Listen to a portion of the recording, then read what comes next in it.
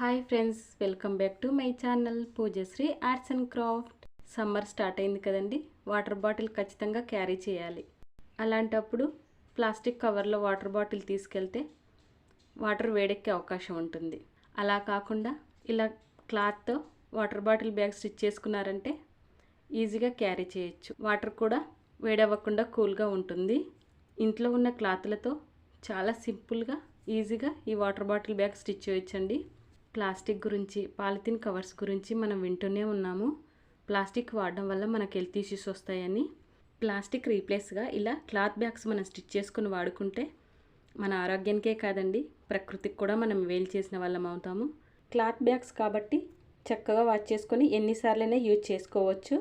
ప్రకృతికి మనం ఏమిస్తే అదే తిరిగి మనకి ఇస్తుందండి. ఇది వాస్తవం. ఈ వీడియో నచ్చితే లైక్ చేయండి. Thank you for watching.